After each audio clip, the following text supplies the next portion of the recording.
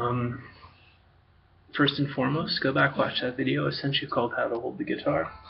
If you watch that and you're picking up this lesson and key points, we're getting us into a position where the guitar sits up here, not down there, and achieving that by having our guitar about an inch away from our body, leaning back on it, arm around the guitar, humorous laying on the guitar, like you'll remember from your lesson, especially if you practice in the next day. But also there's a separate video that went over all this, and then we'll hit a range of motion over here, and how to fret over here we'll talk about in a moment. So if we go to the back of our page, we've got these rhythms that we're doing.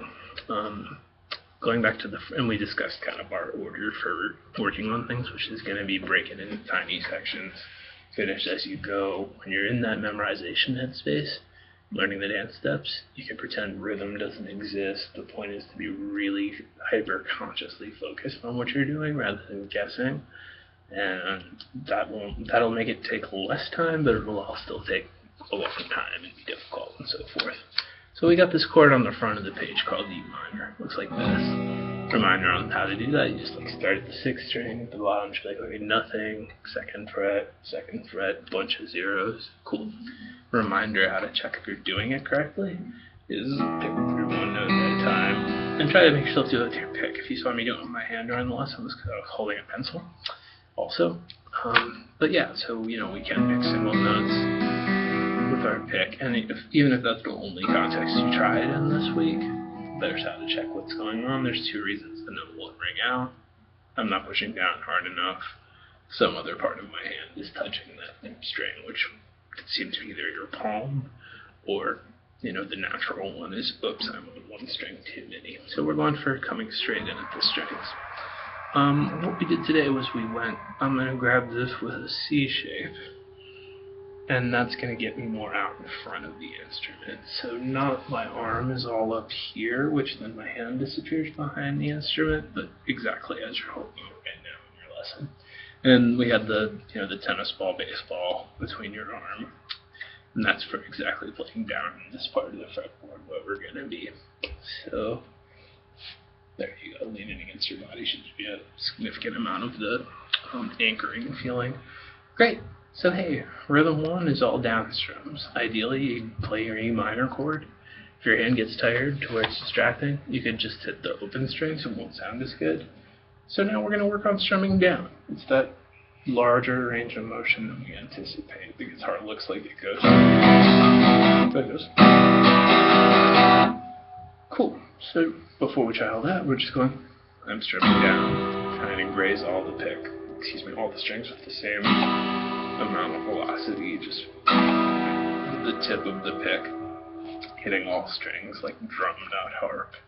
So why don't you just pause your video and try to do that some after taking a painstaking long amount of time to make sure you're in good position. Cool. So hey, now I want you to get actually comfortable with that. You can do 4 strums successfully, then pause and reset your mental Nintendo, do it again. Then your brain will concede I can do that 4 times in a row, then and only then try to loop it. Just I can do a bunch of down strums. And that'd be our first example of switching from our memorizing the dance steps to dancing headspace. We learned how to strum down, now we're actually doing it. Awesome. So please stop and just mess with that. If your left hand gets tired, try to play through the pain, but right now we're focused on your strumming side. Rhythm 2, we're just adding up. So we're going 1 and 2 and at any tempo. So the complete correlate, motion of what we're doing there. A good mistake is, whoops, I missed the strings. A not so good mistake is I was in too far and I just smashed all the strings. So just err on the side of a swing away and hope for the best. So now we're having ups, so back to rhythm doesn't even exist. I'm just going, I go down, I go up, hyper-consciously focused. Same process. Get to where you can do it 4 times, and then start actually trying to loop it. Please pause, do that. The good news about rhythm 3 is it's half rhythm 1, half rhythm 2. It's down, down, down, up, so you essentially already know how to do it. And this one will actually sound more like music than the other ones.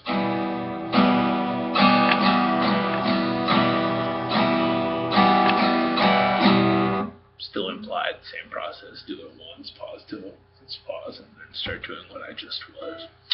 You want to kind of really be hyper right-hand focused again. If your left hand starts stirring, you can just do open strings if you're in the memorization portion, but we also just want to play through the pain. So hey, there's the stuff we're really working on. And just like we isolated and memorizing the names of the open strings, don't look at the page. And as you can see, there's really not much to see on there. You can memorize those rhythms without having to actually consciously undertake memorizing them. It's like down followed by up. Or thinking about it twice or whatever. So yeah, you want to look at your hands. Guitar's really visual, really vernacular. We're not thinking about music theory stuff. We're just going, this equals minor chord.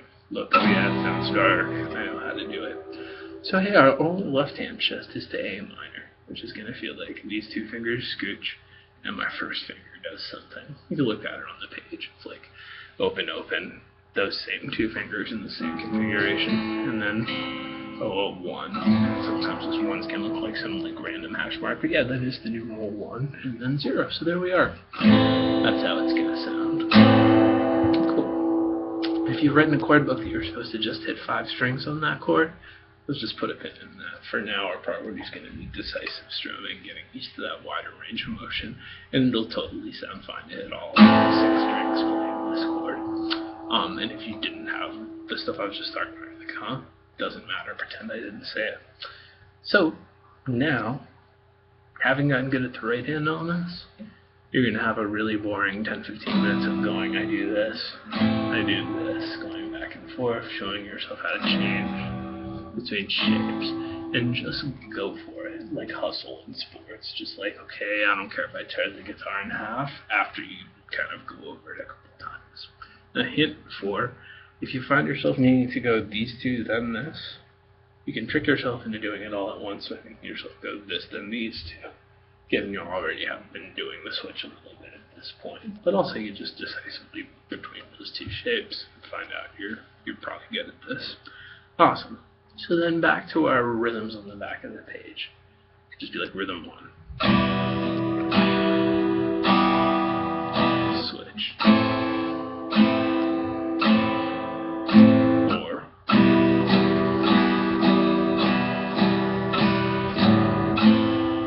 Let's introduce the concept of the open strum. On that very last up strum, I actually was hitting, and I was on my way between chords. I'm going to zoom in on that. So it's actually, if I was going down, right there. So we get 2 split seconds, and that just ends up sounding like normal guitar playing. So you get 2 split seconds, not 1 split second. That's an underemphasized concept in teaching materials. However, it's still going to be difficult and feel like a big old thing and ouch my hand and so forth. You have been Guitar Lesson. Anything else you want to look up and mess around with or tab online or what you remember before or kind of trying to play scales, go for it. But this first and foremost.